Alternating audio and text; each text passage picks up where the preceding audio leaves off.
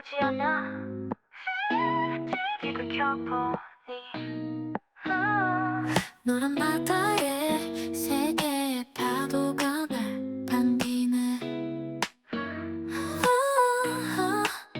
달이 빛나는 밤에 당신은 더욱 빛나네. 안녕하세요. 펄이 빛나는 밤 주펄입니다. 반갑습니다. 잘 지내셨는지요? 오늘은 2025년 4월 11일 밤 10시 21분입니다. 오늘 밖에 잠깐 산책을 했었는데요, 낮에. 햇빛이 올해 들어서 처음으로 뜨겁다는 느낌을 받았습니다.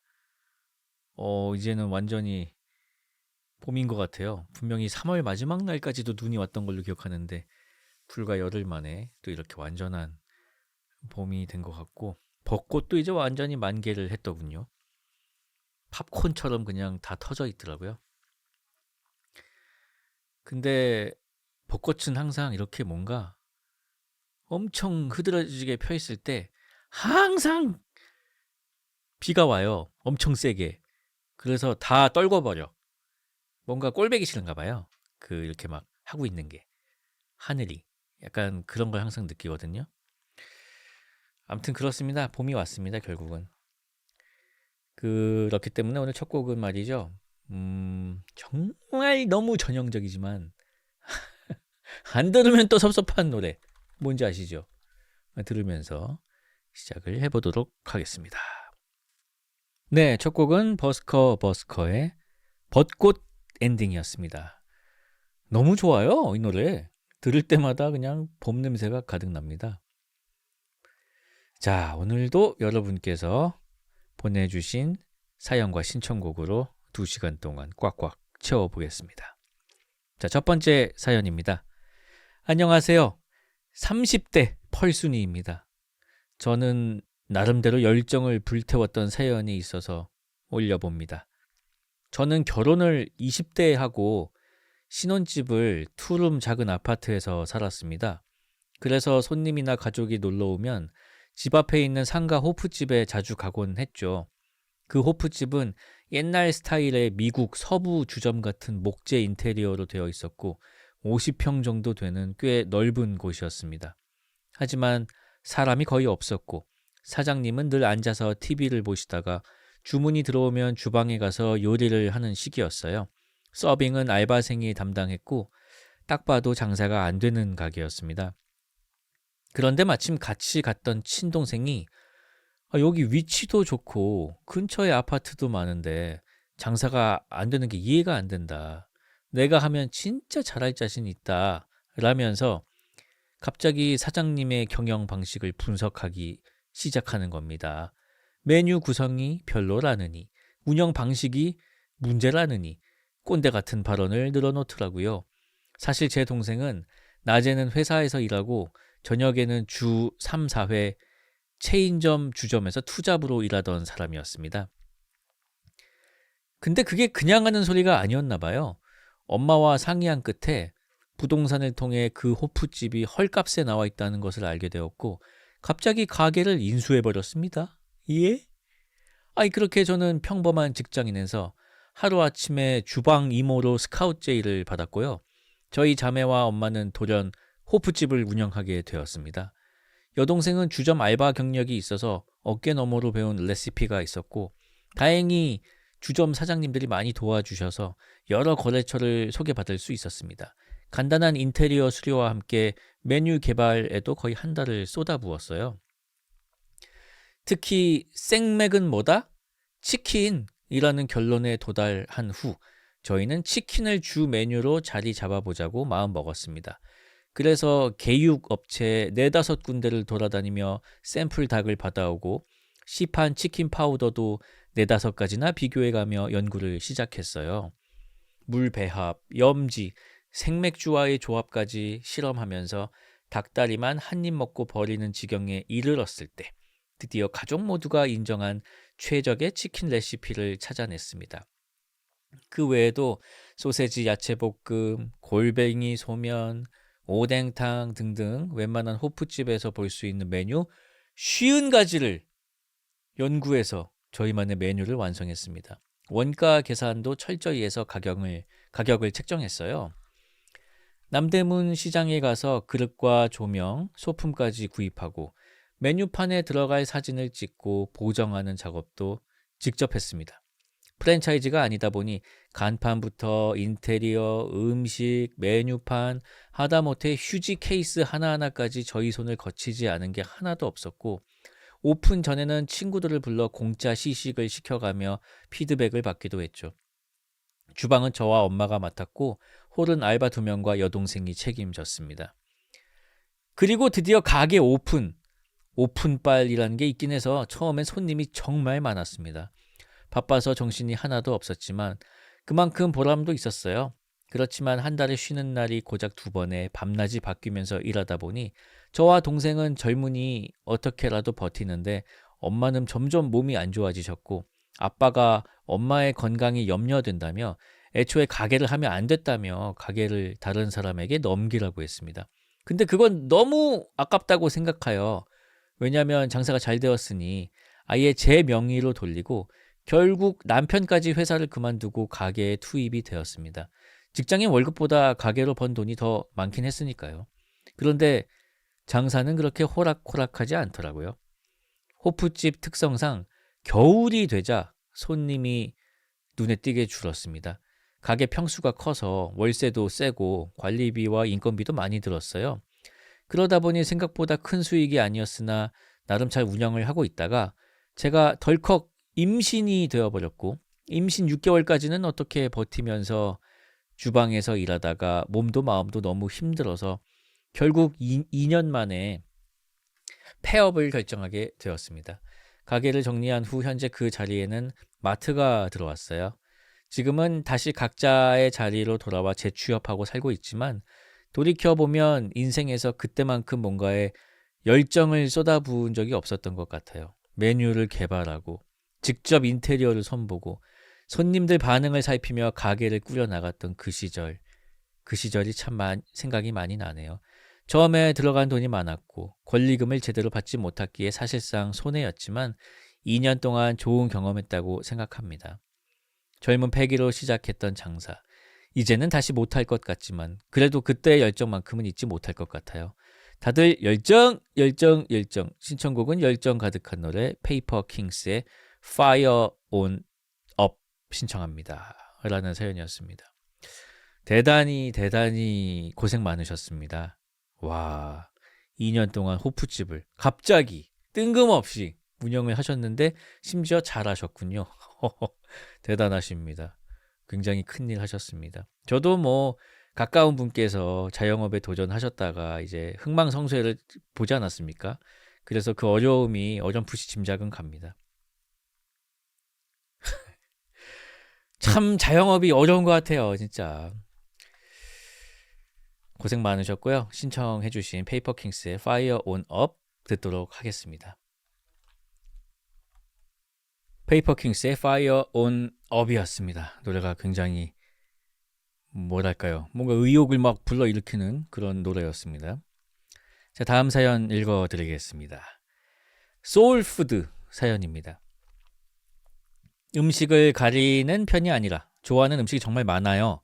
엄마가 해주신 집밥도 좋아해서 엄마 음식을 꼽을까 생각도 해봤으나 역시 소울푸드라고 하면 이 음식을 무시하고 지나갈 수 없겠더라고요.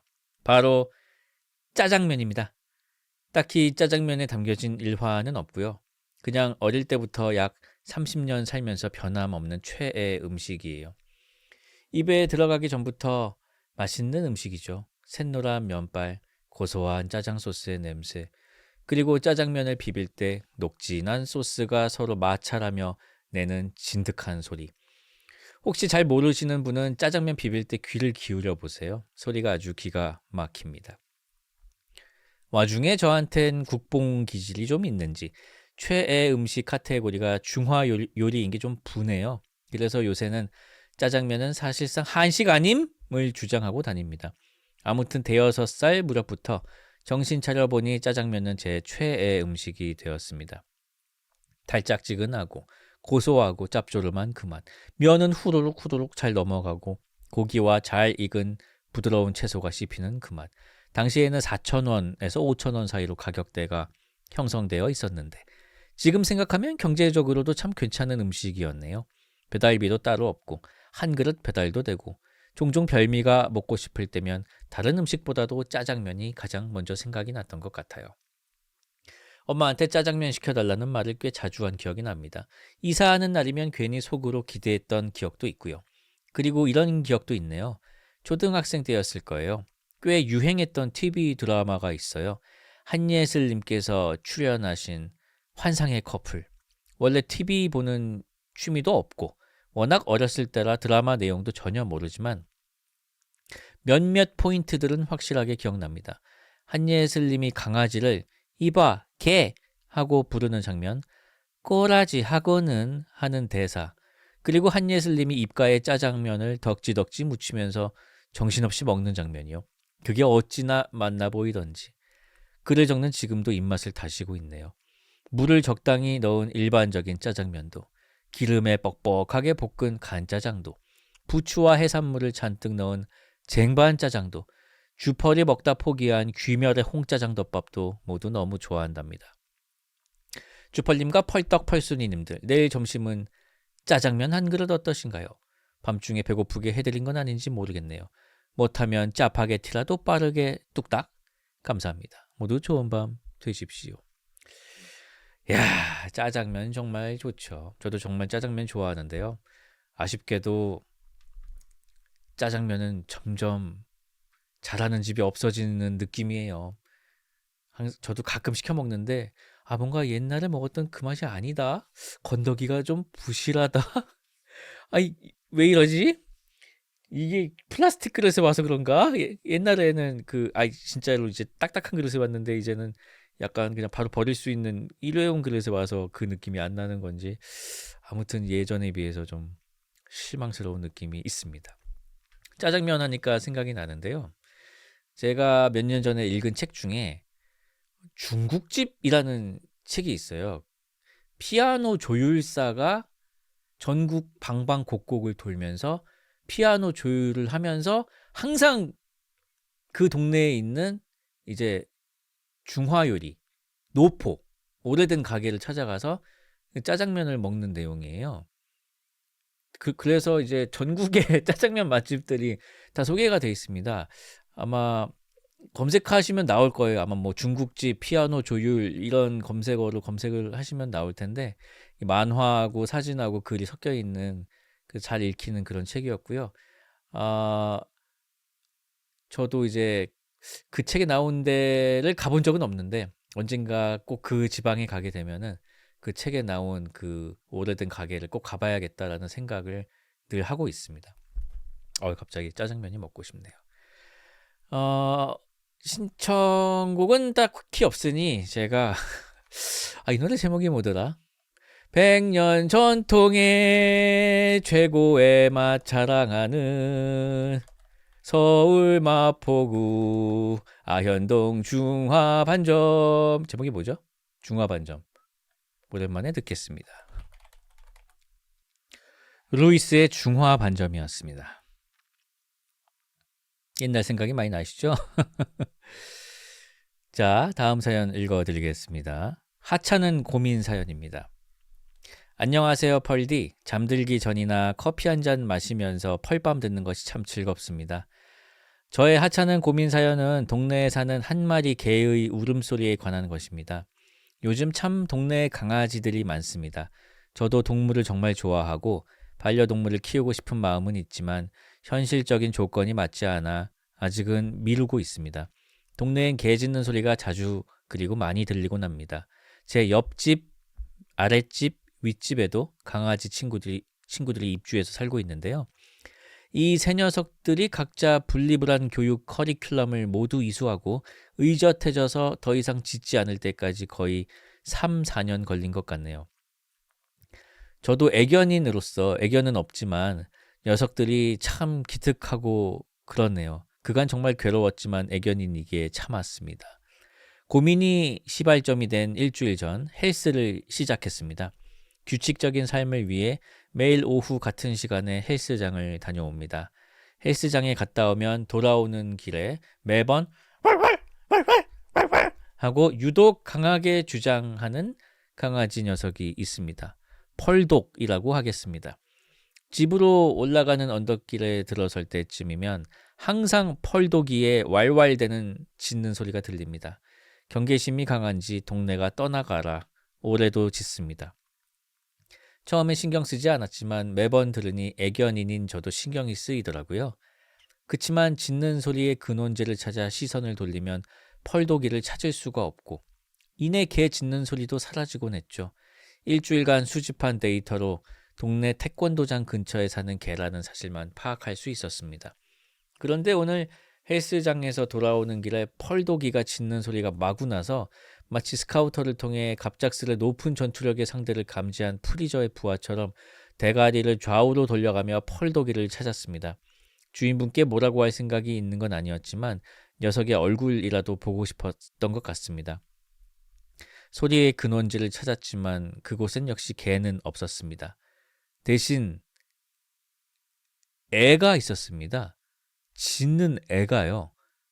태권도복을 입은 여자아이가 태권도장 사범님을 향해 계속해서 왈왈 왈왈 왈왈 쉬지 않고 짖는 것이었습니다.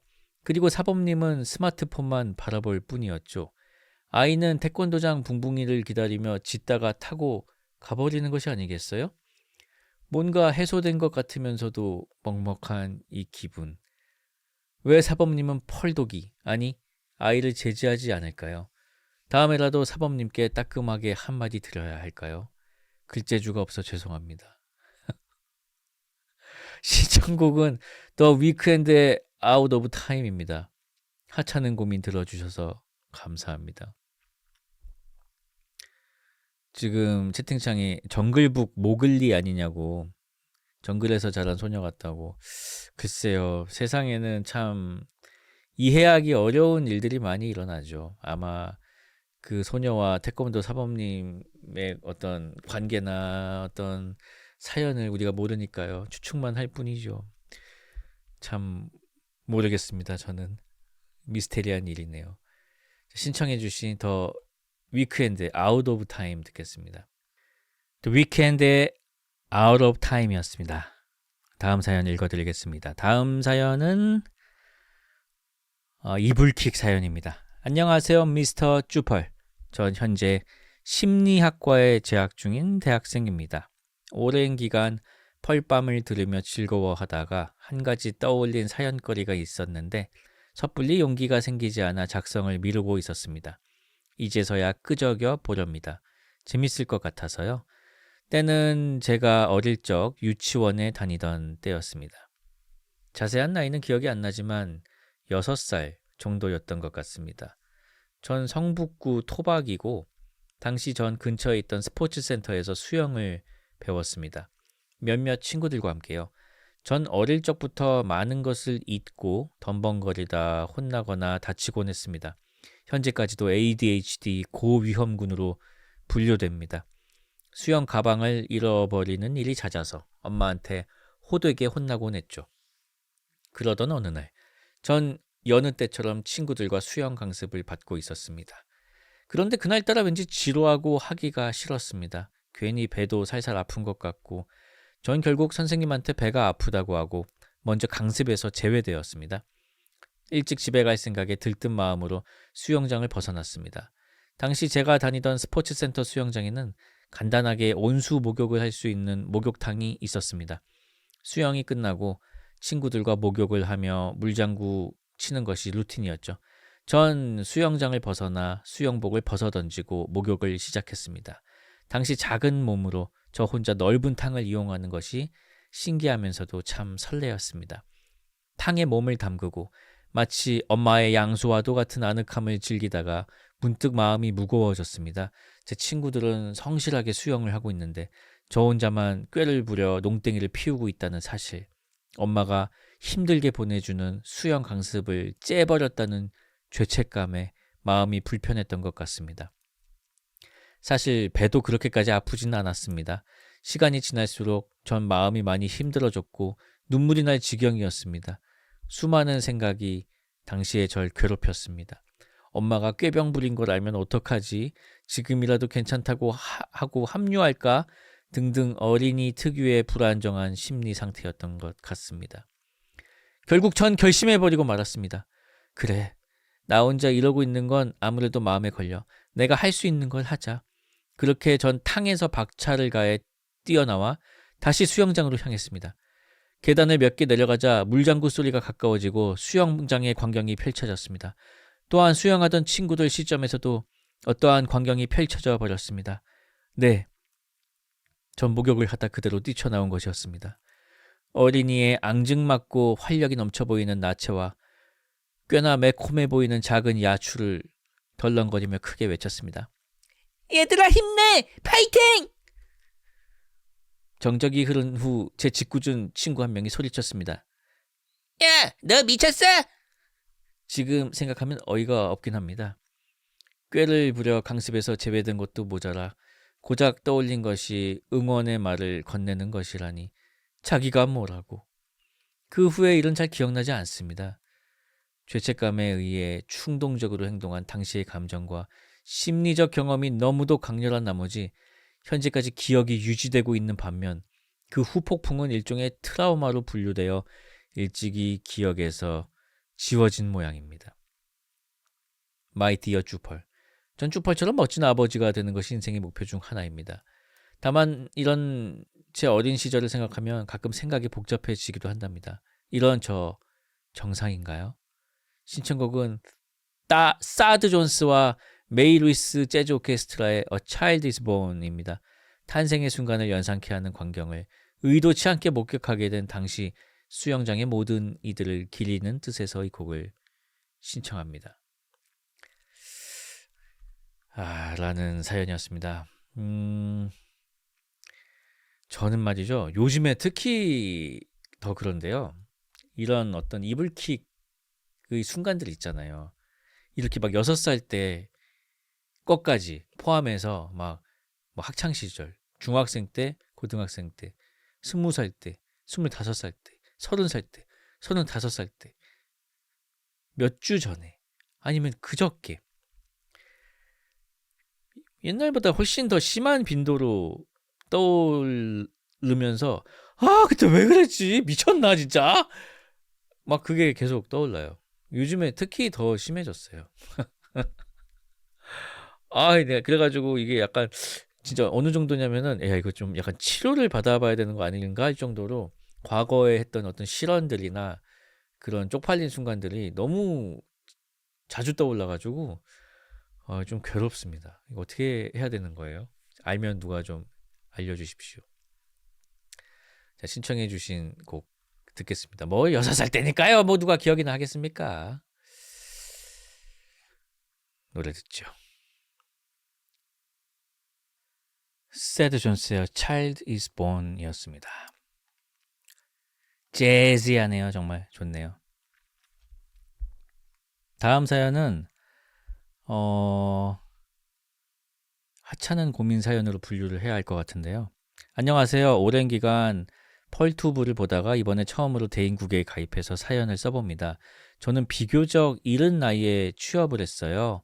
20살의 나이에 공무원 시험에 합격해서 현재 10년간 재직 중이고 20대 중반에 결혼한 뒤 현재 사랑하는 아내와 3살 아들과 함께 살고 있어요. 빚도 70%지만 제 명의의 집도 있고 풍족하진 않지만 그럭저럭 1년에 한 번은 가족들과 해외여행도 갈 수 있는 보통의 행복한 삶을 살고 있다고 자부합니다. 그런데 최근 1년 사이에 고민이 생겼습니다. 바로 모든 일에 손익을 따지는 버릇이 생겼기 때문입니다. 가령 별로 친하지 않은 사람의 부탁을 들어주느라 시간을 소비하는 일이 생기면 내 시급이 얼마인데 이 시간에 일을 했으면 오늘 저녁에 치킨 시켜 먹는 건데 라는 식으로 말이죠. 딱히 경제적으로 쪼들리지도 않는데도 계속 손익을 따지는 저. 왜 이러는 걸까요? 구소인배로서 조언 부탁드립니다. 신청곡은 소녀시대의 쉼표 신청합니다. 일단은 대단하시네요. 20살에 공무원에 합격해서 10년간 재직 중이고 20대 중반에 결혼해서 3살 아들까지 거의 4드론 테크트리 엄청 빨리 올린 4드론이잖아요. 4드론 말로만 듣던 이게 이야 손익을 따지는 버릇이 생겼다고 하는데 이거는요 생길 수가 있는 거예요? 원래 있는 거 아니에요? 원래 있다가 그게 자각이 된 거 아닌가요? 모르겠습니다. 그 전까지는 안 따지셨다가 요즘에 갑자기 따진다? 그게 가능한가? 글쎄 모르겠어요. 그러니까 손익을 뭐 따져야 할 때도 있고 아니 막 너무 막 친한 친구 사이에는 저는 잘 안 이렇게 막 따지고 그런 건 아니거든요. 뭐 근데 이제 뭐랄까요? 그렇게 친한 사이가 아니라면은 여기서도 이제 별로 친하지 않은 사람의 부탁을 받으면 이제 손익을 따지게 된다고 하는데 글쎄요 뭐 인간관계를 이제 손익을 따지는 거래라고 생각을 하면 손해가 나는 거래는 뭐 끊으면 되겠죠. 뭐 친구지간에는 손해도 보고 이익도 보는 것이다 그렇게 생각하시면은 뭐 손해를 너무 안 따지는 게 난 좋지 않나 이렇게 생각하는데 그게 또 마음처럼 되지는 않으니까 저는 그냥 어느 순간부터 아니야 옛날에도 그랬던 것 같은데 그냥 손해를 좀 감수하고 살아야겠다라는 생각으로 좀 사는 편인데요. 그게 그냥 그쪽이 마음이 편해서요. 그냥 내가 진짜로 뭐 피해가 올 수도 있는데 그냥 마음이 편하니까 그쪽으로 좀 향하는 것 같아요. 근데 그게 약간 제가 그러니까 회피 성향이 되게 강하기도 한데 그거랑 연결이 좀 되어 있는 것 같기도 하고 모르겠습니다. 오늘은 왠지 심리학적인 분석이 좀 필요한 사연들이 저 스스로 좀 그런 나도 좀 이런 상담을 좀 받아보고 싶다는 생각이 드는 그런 사연들이 좀 많군요. 모르겠습니다. 아무튼 제가 예전에 국밥을 먹다가 침투부에서였나? 하남자 특 손익 따짐 뭐 이랬던 기억이 나는데 그건 진짜 명언인 것 같아요. 그렇지 않아요? 자, 소녀시대의 쉼표 듣겠습니다. 소녀시대의 쉼표였습니다. 뭐 노래 나오는 동안은 채팅창에 여러 의견들이 있었습니다. 그냥 그렇게 살아도 된다고 그냥 뭐 손익 따지는 게 뭐 나쁜 것도 아니고요. 본인 내키는 대로 살면 된다고. 근데 그게 멋있지 않으니까 그런 거죠? 멋 없으면 좀 어떻습니까? 그게 그냥 뭐 자기 모양대로 사는 거죠, 뭐. 자, 다음 사연 읽어드리겠습니다. 주팔님 안녕하세요. 2시간 통학거리를 펄밤으로 꾹꾹 채워 담고 있는 대학 새내기 펄떡이입니다. 올해 대학에 입학하고 이제 개강 2주차를 보내고 있습니다. 수강 신청도 하고 신입생 커뮤니티도 둘러보면서 새로이 맞이하게 될 대학 생활에 조금씩 익숙해졌을까 했는데 역시 온몸으로 새로운 환경을 받아내는 것은 쉽지가 않네요. 누구나 처음 겪는 경험을 했을 때 힘들어하고 적응하면서 시행착오를 마주하지만 저는 특히 그 과정에서 겪는 방황과 스트레스가 심한 것 같아요. 저는 고등학생 때 기숙사 생활을 했습니다. 갓 중학교를 벗어난 꼬맹이가 주말을 제외하고는 전혀 새로운 환경에서 알지도 못하는 동급생들과 몸을 부비며 살기란 정말 어려웠습니다. 1학년 1학기 때에는 부모님을 생각하며 매 야자 시간마다 기숙사에서 울었던 것 같아요. 그래도 기숙사 학교다 보니 친구들을 사귀면서 겨우 적응할 수 있었습니다. 장장 2년 반 동안 한 방을 같이 써준 룸메이트 친구의 공이 혁혁하다고 할 수 있겠네요. 초등학교 때에도 적응을 어려워했던 경험이 기억납니다. 3주간 정도의 영어 캠프를 가게 되었는데 첫 주는 나름 잘 버텼지만 둘째 주에 부모님께 전화할 수 있는 시간에 엉엉 울며 나 좀 데리러 와달라고 했던 기억이 나네요. 캠프 선생님과 상담도 하고 3주차까지 마무리할 수 있었지만 친구들과 선생님들 옆에서 울며 통화했던 기억은 제 흑역사이기도 하고 또 처연한 기억으로 남아있기도 하답니다. 각서라면 이렇게 적응의 문제를 안고 살던 저에게 대학교 입학이라는 새로운 큰 퀘스트가 주어지니 다시 이따금씩 힘이 드네요. 이제 둘째 주여서 견디고는 있지만 언젠간 터질 것 같은 이 기분이 초등학생 때를 상기시키기도 하고요. 강의실 옆에 앉아 있는 수많은 모르는 학우들, 중고등학생 때 선생님과는 다른 교수님들, 앞으로 몰아칠 과제와 시험, 학교와 교수들로부터 날아오는 수많은 공지들, 그리고 앞으로의 취업과 미래에 직접 맞닿아 있다는 사실이 저를 집어삼키는 것 같아요. 비유하자면 점점 작아지는 동굴 안에 갇힌 느낌이랄까요? 이렇게 힘들어 하다 보니 저 스스로가 많이 약해진 것 같아요. 평소에는 들지 않던 여러 불안과 걱정이 엄습해 오더라고요. 아버지께서 출장 가시다 사고가 안 하면 어쩌지? 하는 일반적으로는 걱정거리도 안 될 만한 일들을 떠올리는 저를 보며 내가 많이 약해졌구나. 걱정하는데 굳이 에너지를 쓰지 말자고 생각하게 돼요. 제가 다시 강해졌을 때 이런 근심들은 물러나겠죠? 펄디께서는 저보다 인생 선배시고 그만큼 많은 경험을 겪고 여러 환경을 마주하셨을 텐데요. 그때마다 힘드셨을 때 어떻게 하셨나요? 또 앞으로의 미래가 불안할 때 어떤 마음가짐으로 현재까지 오셨나요? 많은 사람들이 미래는 있고 현재에 충실하라지만 실천하기가 참 어렵네요. 무릇 생물은 생존을 위해 미래를 걱정하도록 설계되어 있는데 말이지요.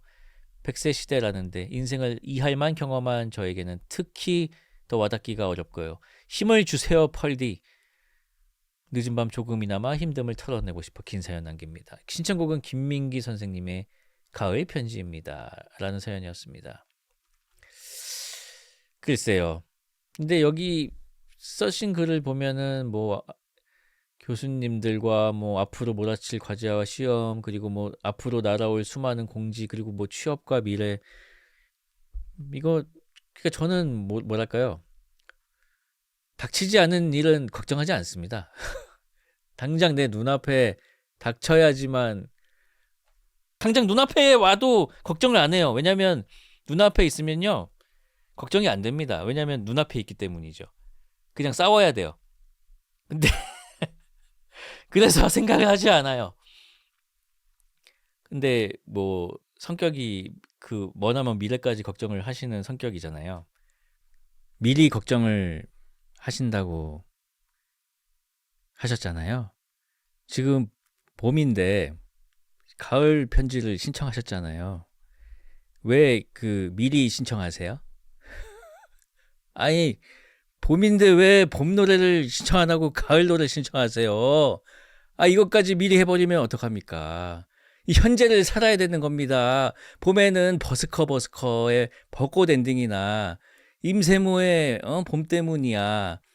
저기 로이킴의 봄이 왔어요. 뭐 이런 게 있는데 왜 가을 편지를 봄에 신청하냐고요. 참. 아, 근데 채팅창에 또 너무 좋은 또 말이 있어가지고요. 한번 읽어드리겠습니다. 걱정을 안 하는 사람이 되려고 하지 마시고 나는 그냥 걱정이 많은 사람이구나 받아들이고 그걸 잘 다루는 방법을 연습하시는 것이 좋을 것이다 라는 따뜻한 조언이 있었습니다. 그리고 본인이 걱정한 대부분의 일들은 실제로 일어나지 않는다는 걸 스스로 인지하는 것이 중요하다. 이런 조언들이 있었습니다. 맞습니다. 인간이 하는 대부분의 걱정들은요 일어나지 않아요. 대체로. 그렇기 때문에 그냥 눈앞에 닥친 일들을 처리하는데 저는 급급하면서 항상 살아왔거든요. 그렇게 그냥 바쁘게 하루하루 사시면은 어떻게든 사라집니다. 너무 걱정하지 마시고요. 즐거운 대학생활 보내시길 바라겠습니다. 자, 다음 사연 읽어드리도록 하겠습니다. 안녕하세요, 펄디. 그리고 펄청자 여러분. 디스크가 2번 터졌습니다. 디스크 터진 것도 모르고 허리 통증에 수영이 좋다고 저병에 평형에 지랄 예병을 떨다 한 번 더 터져서 지옥을 경험하고 있는 펄순이 올시다. 물론 처음부터 저병을 막 제낀 건 아니고요. 최근에 제가 살만했었나 봐요. 암튼 지금은 방사통이 정말 극심해서 수술을 고려 중에 있답니다. 보약 패치 붙이고 침상 안정하면서 제 정신적 보약, 긴 펄을 들으며 글을 쓰고 있어요. 보약 패치가 뭐죠? 보약이 아니고 저기구나. 마약성 진통제 말씀하시는 거구나. 이 또한 지나가겠지만 지금 당장은 곧 죽을 사람처럼 너무 아파서 펄디가 제 하찮은 사연 읽어주시면 통증이 씻은 듯이 사라질 것 같아 처음으로 사연 남겨봅니다. 펄디가 읽어주실 때쯤엔 수술을 하든 보존적 치료를 진행하든 해서 많이 좋아져 있겠죠. 이러나 저러나 좋아하는 수영을 1년 동안 못한다는 사실이 너무 슬프고 젠장 또 수술 무섭다고 엄밀히 말하면 묻힌 수술 비용이. 펄디 아프지 마세요. 펄떡이들도 지금 앉아있다면 즉시 바른 자세로 고쳐 앉습니다. 실시. 신청곡은 이한철님의 슈퍼스타 틀어주잉 이라는 사연이었습니다. 아이고 아픈 것도 아픈 건데 이제 좋아하는 수영을 1년 동안 쉬셔야 한다니. 그리고 저 병이 저도 수영장 좀 다녔는데 딱 봐도 굉장히 뭔가 엄청나게 좀 다이나믹하면서 몸에 좀 무리가 가는 그런 영법 아닙니까? 그 좀 편안하게 이제 개헤엄이나 이제 좀 약간 평형 같은 걸로 이렇게 뭐랄까 물과 싸우지 마시고 물이랑 화해하시고 하나가 되시고 그렇게 하면은 오랫동안 즐길 수 있지 않을까. 일단 수술 잘 받으시고요. 수술을 하실지 안 하실지 아직 확실한 건 아닌 건가요? 아무튼 지금은 어떻게 되셨는지 모르겠네요. 아무튼 쾌유를 빕니다. 이한철님의 슈퍼스타 보내드리겠습니다. 이한철의 슈퍼스타였습니다. 다음 사연 읽어드리겠습니다. 안녕하세요 펄디. 괴인 사연 올려봅니다. 헬스장을 다니다 보면 별별 빌런들을 만나게 됩니다. 샤워 후 물기를 닦지 않고 탈의실을 활보하는 포세이돈, 탈의실에서 거리낌 없이 트림과 방귀를 날리는 가쁜 화생방, 그리고 드라이기로 야추를 말리는 건 기본, 거울 앞 선반에 발을 올려 발가락을 말리거나 심지어 드라이기에 양말을 끼워 말리는 드라이기 장인들까지. 이외에도 다양한 빌런들이 있지만 10년 넘게 헬스장을 다니며 웬만한 상황에서는 내성이 생긴 저를 진짜로 당황하게 만든 괴인을 소개하려 합니다. 그 사건은 2년 전 쌀쌀한 가을에 벌어졌습니다. 평소와 다름없이 운동을 하러 갔고 그날은 유독 열심히 한 탓인지 오버트레이닝 기운이 돌았죠. 운동 전에 부스터까지 먹어서 그런지 온몸이 후끈거렸습니다. 기진맥진하고 시야가 흐릿한 상태로 샤워장에 들어갔는데 뜨거운 물 때문인지 안개처럼 김이 가득 차 있어서 앞이 잘 보이지 않았어요. 빈 샤워대를 찾아가던 중 뭔가 이상한 느낌이 들어 옆을 힐끗 봤습니다. 그런데 한 회원님의 머리가 작아도 너무 작은 것이었습니다. 아니, 어떻게 사람 머리가 저렇게 작을 수가 있지?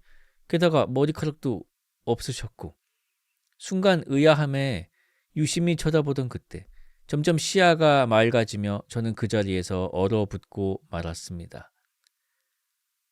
네, 그렇습니다. 그분은 물구나무를 선 채로 뜨거운 물에 수압을 즐기고 에이 젠장 말도 안 돼!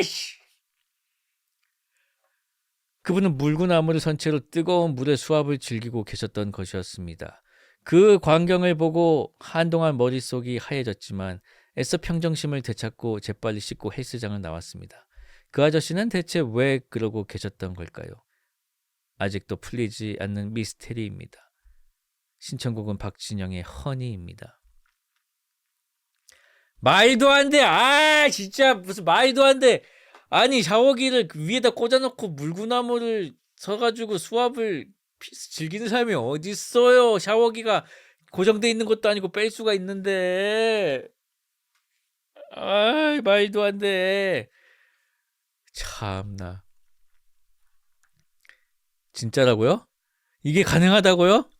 이게 리버스 비대냐고요? 역비대냐고요? 진짜 이게 와 진짜 내가 저래서 헬스를 안 간다고 지금 채팅창에. 진짜예요? 헬스장이 이렇게 위험한 곳이에요? 신청곡은 박진영의 허니입니다.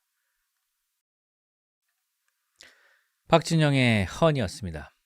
다음 사연 읽어드리겠습니다. 안녕하세요. 최근 펄밤을 알고 그림을 그리며 잘 듣고 있어요.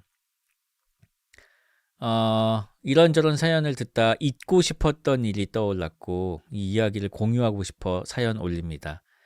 때는 초등학생 어린 나이에 저는 부끄러울 게 없는 당당하고 활발한 성격의 아이였습니다. 어느 날 가족끼리 제주도 여행을 가게 되었습니다. 가족끼리 처음 제주도에 와서 이런저런 체험을 하고 말고기 식당에 가서 밥도 먹었습니다. 그 식당에는 능이백숙집, 흑염소집처럼 말고기의 효능이 써져 있었습니다. 그때 저는 충격적인 문장을 받습니다. 말고환이 특별한 효능이 있다는 걸요. 지금 와서 생각해 보니 그게 무슨 효능인지는 잘 기억나지 않지만 말고환이 써져 있던 건 분명했습니다. 그날 호텔에서 잠을 자고 다음날 말 목장의 가이드분이 말에 대해 설명하며 말의 이 부위가 몸에 참 좋다는 사실을 말하며 맞춰보라고 퀴즈를 내셨습니다. 아이들은 너도 나도 손을 들며 각자의 대답을 내놨습니다. 저는 속으로 피식 웃으며 당당히 정답을 외쳤습니다. 말 고환이요! 답이 없는 가이드분을 보고 저마다 대답하는 아이들로 인해 못 들었다고 생각하고 다시 크고 반복적으로 말 고환을 외쳤습니다. 말 고환이요! 말 고환! 당연히 답은 돌아오지 않았습니다. 눈을 부릅뜨고 목이 쉬어라 우렁차게 외쳤지만 아무도 답해주지 않았습니다. 가이드분이 내신 이 퀴즈의 정답은 생각이 나지 않습니다. 아마 말로 만든 약을 팔기 위해 냈던 문제라 생각해요. 제 사연은 여기까지입니다. 신청곡은 제 최애 밴드인 사카낙션의 신곡 괴수 신청합니다. 라는 사연이었습니다. 지구의 운동에 대하여 애니메이션 오프닝 곡 괴수였습니다. 사카낙션의 곡이었습니다. 노래가 참 좋네요. 그 말고환 검색하느라고 제가 다음 사연을 찾아놓질 못했네요. 자, 빠르게 찾아서 읽도록 하겠습니다. 이불킥 사연이었습니다. 펄디 안녕하세요. 30대 펄순이입니다. 중학교 시절 이야기입니다.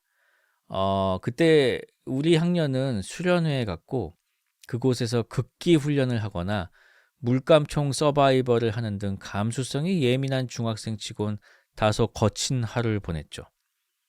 그 와중에도 저와 친구들을 설레게 하는 남자가 있었으니 가수 타블로를 닮은 매력적인 교관이었습니다.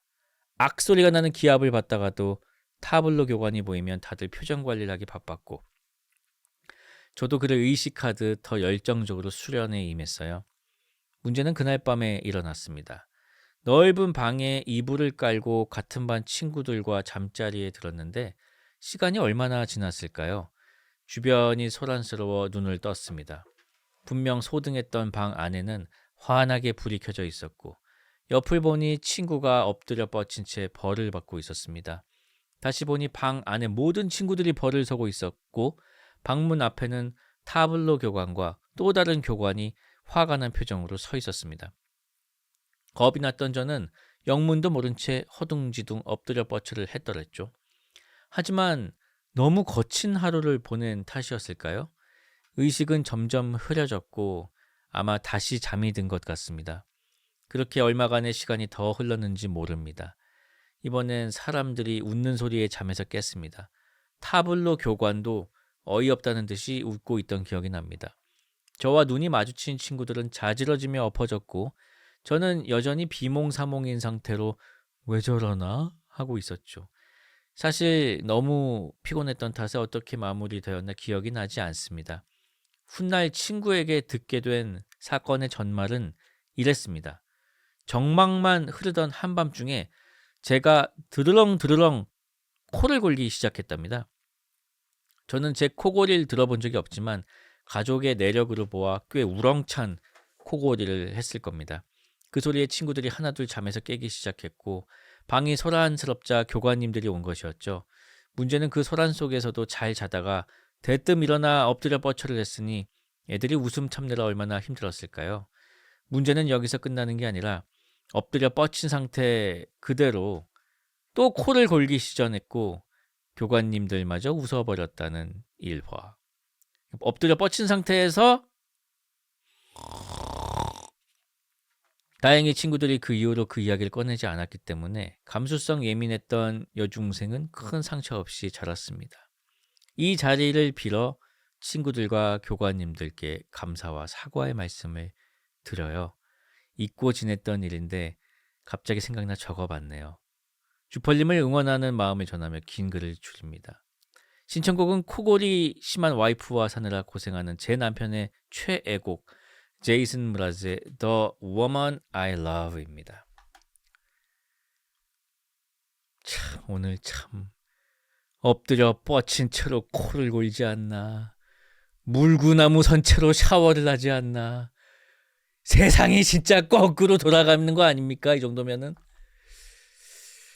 제이슨 무라즈의 The Woman I Love 듣겠습니다. 제이슨 무라즈의 The Woman I Love였습니다.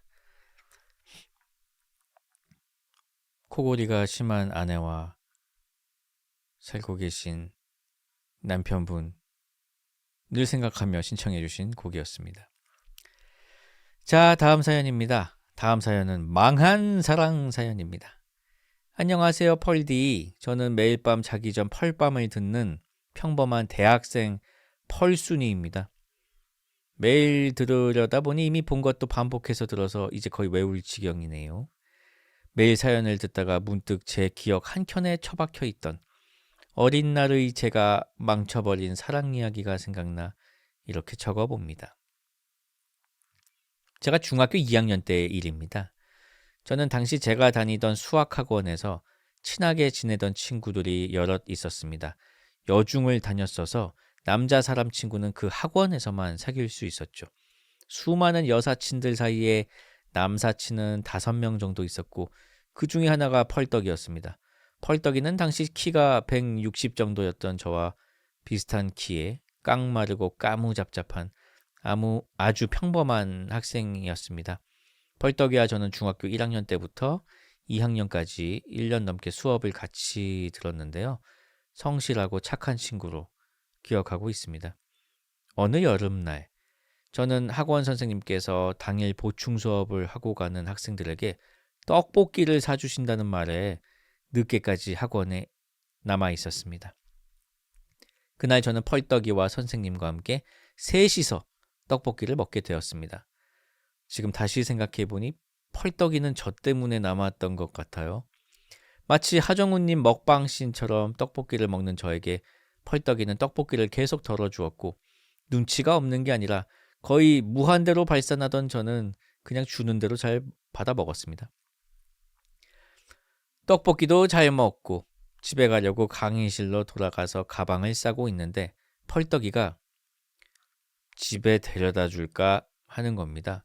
가끔 집 방향이 같은 여사친, 남사친들과 함께 집을 간 적이 있긴 했지만 펄떡이는 다른 친구들과 달리 다리 건너 잠실에 사는 친구였습니다. 저는 너 잠실 사는 거 아니야? 난 여기서 걸어서 10분이면 집이야. 너랑 완전 반대 방향인데? 라고 말하고 챙긴 가방을 든 채 펄떡이를 쳐다봤습니다. 근데 펄떡이가 계속 그러면 이러면서 우물쭈물 대길래 얘 후식 먹자는 건가? 라는 생각으로 그러면 우리 옆 건물 호민슈퍼에서 아이스크림 사 먹고 헤어지면 되겠다. 가자 하며 먹을 생각에 신난 채 펄떡이를 끌고 호민슈퍼에 갔습니다.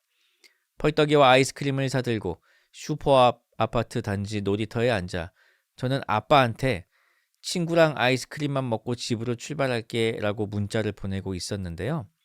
그때 대뜸 펄떡이가 너 남자친구 있어? 라고 물어왔습니다. 저는 좀 갑작스러워서 당황했지만 아니? 나 여중이잖아. 뭐 남자친구야? 남자인 친구들도 여기 학원 애들 몇 명이 전부인데? 라고 대답했습니다.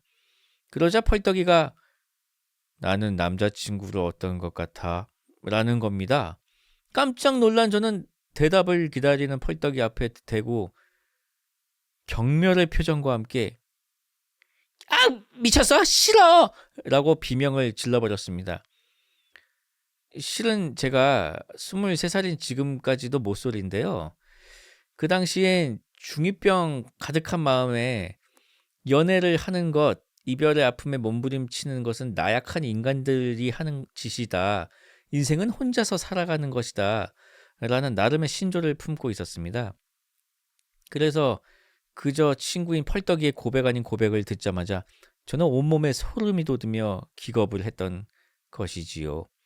8년이 지난 지금까지 이 일을 아주 선명하게 기억하는 이유는 제가 기겁하는 것을 보고 펄떡이가 눈물을 흘렸기 때문입니다. 아이고.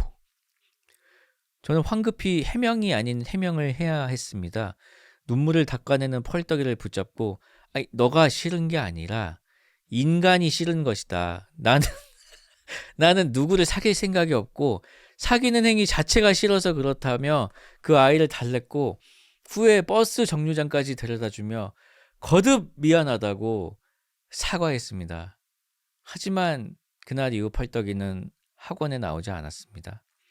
이기적이게도 저는 그날 이후로 펄떡이가 계속 생각나고 보고 싶더라고요. 그만큼 친했던 친구도 절 아껴준 친구도 없었던 것 같은데 생각이 짧은 어린 나이에 남의 감정을 짓밟아버린 죄였겠죠. 또 제가 남긴 사과와 후회의 문자에 대한 답장은 8년이 지난 오늘날까지도 오지 않고 있습니다. 사연은 여기까지지만 이 자리를 빌려 펄떡이에게 사과하고 싶네요. 제 첫 남자친구가 될 수도 있었던 펄떡아, 미안했어 정말. 지금 우리가 만난다면 모쏠인 나에게 여전히 넌 첫 남자친구겠지만 넌 이제 내가 싫겠지? 그러고 보니 너가 날 왜 좋아했는지 이유 하나 들어보지도 않고 바로 거절한 내가 굉장히 배려가 없었던 것 같아. 잘 살고 있길 바래. 난 그 업보로 아직까지 솔로야. 이게 너에게 작은 위안이 되길 바란다. 신청곡은 소유의 I Miss You입니다. 제가 그때 굉장히 좋아했던 노래인데 노래방에서 이걸 부르면 그 아이가 잘 부른다고 늘 칭찬해줬던 기억이 남아 신청해봅니다. 자, 혹시라도 이 펄떡이 님께서 이분을 기억하고 계신다면 8년이 지났지만 한번 연락해 보시는 건 어떨까요? 소유의 I Miss You 듣겠습니다. 도깨비 OST 소유의 I Miss You 였습니다. 자, 오늘 사연들이 참 재밌군요. 다음 사연 읽어드리겠습니다. 이 사연은 쌉소네 또는 공포사연으로 분류가 되어 있는데요. 저는 쌉소네 사연으로 분류를 해서 공포특집 때 읽지 않고 아껴둔 사연입니다. 펄하! 안녕하십니까? 전 사수생입니다. 이것만으로도 공포와 쌉소네라고요? 이거 왜 이래? 나 아직 젊어 이 사람들아. 아무튼 제가 들려드릴 이야기는 어제 일어난 저희 어머니에 대한 이야기입니다. 어제 어머니는 국립도서관으로 향하시다 시간이 오래 걸릴 것 같아 되돌아 동네 도서관에 가셨습니다. 그 시간은 약 오전 8시 40분, 9시에 여는 국립도서관과는 다르게 동네 도서관은 10시에 문이 열렸던 것입니다. 이걸 모르셨던 어머니는 어떡하지? 집에 가야 하나? 라며 집에 가시려던 찰나 사서 선생님께서 출근을 하셨다고 합니다. 어머니는 저 혹시 빌리지는 않고 안에서 구경만 하면 안 될까요? 라고 여쭈어 보셨고 사서 선생님께서는 알았다고 하셨습니다. 어머니는 들어가서 청구기호 833번에 있는 히가시노 게이고의 책들을 찾아보고 있었습니다. 그때 한 사서 선생님이 더 들어오시곤 무언가를 찾고 있는 것이 느껴져 들어보니 다른 도서관에서 상호 대차 신청한 책을 픽업하러 곧 기사님이 온다고 급하게 책을 찾고 있었던 것입니다. 언뜻 들어보니 834번에 있다는데 어머니께서는 833번 앞에 서 있던 참에 옆을 봐보니 사서 선생님이 찾던 책이 있었습니다. 어머니는 그분들에게 책을 건네드렸고 그분들은 환호를 하였습니다. 사서 선생님은 곧이어 오시는 기사님께 책을 드리고 너무 고맙다며 어머니께 차 한잔 하시라는 권유를 하였습니다. 그렇지만 저희 어머니는 집에 26살의 백수 아들이 있어 밥을 차리러 가야 한다는 생각에 거절을 하셨고 그곳을 나가려는 찰나 사서 선생님은 어머니를 잡고 말씀하셨습니다. 원래 대출이 안 되는데 오늘만 해드릴게요. 어머니는 책을 찾아준 대신 운영 시간이 되기 전 대출을 받으셨습니다. 기분이 좋아지신 어머니는 빌린 책 2권과 함께 곧장 마트로 향하셨습니다. 다 떨어진 쌈장을 사러 마트로 가신 어머니. 기존에 사던 500g짜리를 짚고 계산대로 가셨습니다. 그러다 문득 여름이니까 쌈을 많이 싸먹겠지? 그래, 그냥 큰 거 사자 라고 생각하시고는 약 2kg의 쌈장을 들고 마트를 떠나셨습니다. 마침내 아파트 엘리베이터에 도착하셨고 그 앞에는 종이 한 장이 붙어 있었습니다. 점검 중. 그렇습니다. 엘리베이터는 점검 중이었죠. 어머니는 10층까지 책 2권과 쌈장 2kg, 각종 짐들과 함께 헉헉대며 집에 도착하였습니다. 얼마 지나지 않아 10분 뒤에 아버지가 들어오셨습니다. 왜일까? 왠지 이 말을 꼭 물어보고 싶으셨다는 어머니. 당신도 계단 타고 왔지? 아버지는 대답하셨습니다. 아니, 엘리베이터 타고 왔는데. 예, 맞습니다. 어머니가 아파트에 도착하신 시간은 약 9시 50분, 아버지가 도착하신 시간은 10시. 단 10분 차이로 엘리베이터 수리가 끝난 것이었습니다. 저는 어제 일을 어머니의 운수 좋은 날이라고 부르고 다닌답니다. 추가로 더 소름 돋는 건 묻힌 우연들이 겹쳤다는 것입니다. 몇 년째 떨어지다 올해 처음으로 동네 텃밭에 당첨되신 아버지. 쌈을 많이 먹을 수 있게 된 거죠. 재수학원에 고기와 마지막 쌈장을 가져간 나. 취업 면접이 끝나고 본가로 돌아온 오빠. 쓰다 보니 나비 효과 뭐 그런 것 같네요. 사연 들어주셔서 감사하고요. 반팔 굿즈 좀 내주세요. 펄봐. 제 신청곡은 요즘 빠진 노래 조지의 로미오 앤 줄리엣 신청합니다. 생각해보니 재수학원에서 1시간 동안 공부하는 척하면서 지금 이 사연 쓰고 있는 제가 소름이 돋네요. 공부하러 갈게요 진짜. 펄봐. 라는 사연이었습니다.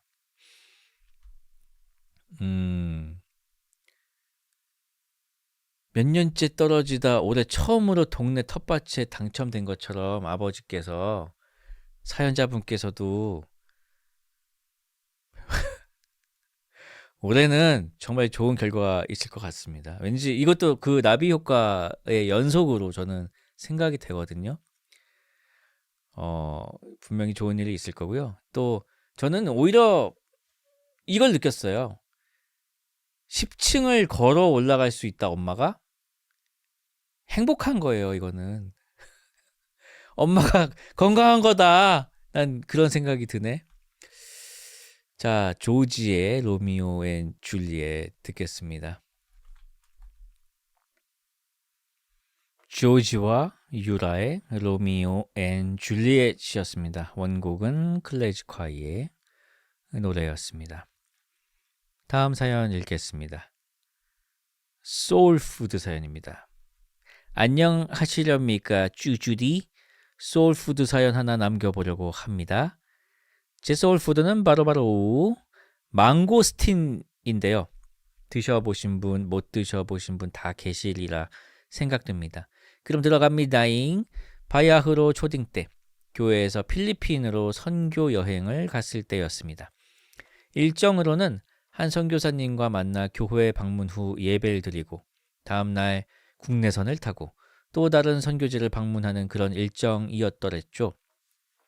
첫 선교사님과 만나 이런저런 이야기를 나누는데 테이블에 요상하게 생긴 검정색의 동그란 꼭지가 달린 무언가가 있었습니다. 선교사님은 이건 망고스틴이라는 열대 과일이고 정말 맛있다며 껍질을 까주셨습니다. 보랏빛 나는 검정색 껍질에 안에는 귤처럼 오와 열이 정렬된 흰색 알맹이들로 꽉 차 있었습니다.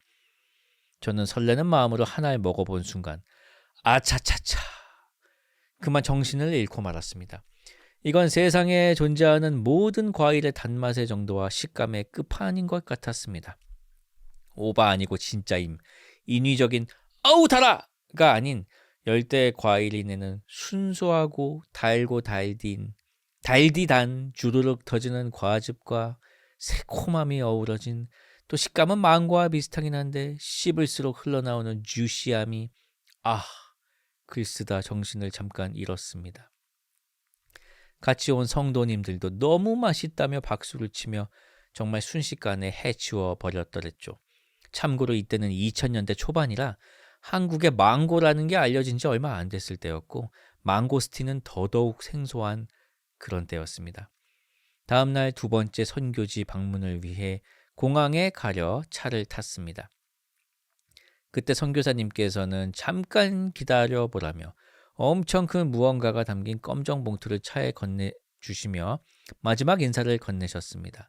가면서 열어보니 정말 거짓말 하나도 안 보태고요, 망고스틴을 한 200개 이상 싸주셨던 것 같습니다. 에이 하실 수도 있는데 초딩 당시 제 다리 길이만한 검은 봉투였고 그 안이 망고스틴으로 가득 차 있었습니다. 아마 어제 너무 맛있게 먹었던 저희를 보고 밤에 사오셨던 것 같습니다. 비행기에 못 가지고 탈 걸 알기에 차 안에서 다들 까먹기를 시작했고 어느새 공항에 도착했습니다. 아니 웬걸? 주신 망고스틴을 그렇게 먹었는데도 줄은 티가 하나도 안 나는 것이었습니다. 비행기 시간은 15분이 남았고 저희 5명은 게이트 앞 의자에 둥글게 앉아 가운데 검은 봉투를 가운데 두고 허겁지겁 까먹기 시작했습니다. 웬 동양인 5명이 필리핀 공항에서 망고스틴을 허겁지겁 까먹는 모습이 상상이 되시나요? 아마 현 시대였다면 누군가가 망고스틴 공항 빌런이라며 사진을 찍었을 수도 있었을 텐데 투지폰 시절이라 다행이네요. 정말 그땐 시간에 쫓기며 망고스틴을 까고 먹고를 무한으로 즐겼었고요.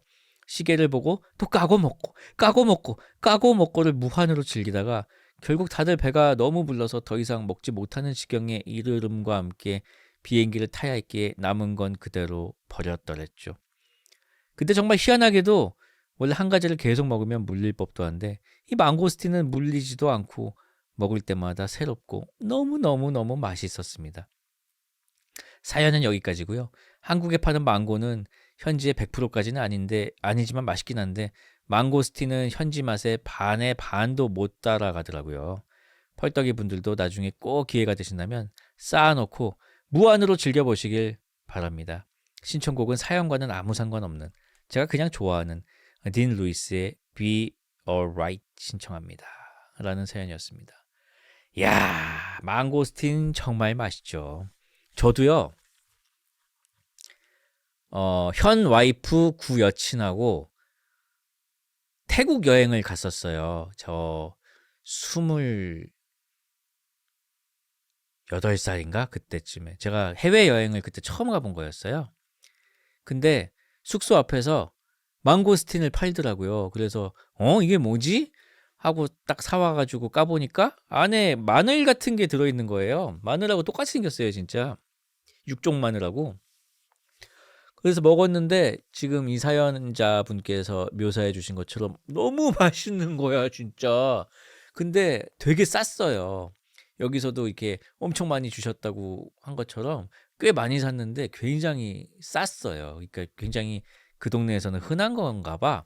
근데 너무 맛있어가지고 나중에 이제 한국에서 몇 년 후에 마트에 있길래 사서 먹어봤는데 똑같이 여기 글과 똑같이 그 맛이 안 나더라고요. 근데 사실 그 망고나 이 열대 과일들 한국에 들어올 때 한번 쪄서 들어오는 거 아세요? 스팀으로 쪄요, 과일을. 그 다음에 들어오는 거예요. 그래서 맛이 떨어져. 그래가지고 동남아 여행 가시면요, 과일을 항상 많이 드십시오. 거기서 먹는 게 제일 맛있습니다. 자, 딘 루이스의 Be Alright 들으면서 왜 찌냐고요? 아마 뭐 방역 때문에 그런 것 같아요. 그거를 안 하면 아마 수출을 못 하는 것 같습니다. 자, 그 딘 루이스의 Be Alright 들으면서 저는 오늘 마무리하도록 하겠습니다. 오늘 사연들은 3월 15일자 사연이었고요. 늦은 밤까지 함께 해주셔서 감사합니다. 좋은 밤 되시고 저는 다음 주에 다시 돌아오도록 하겠습니다. 안녕!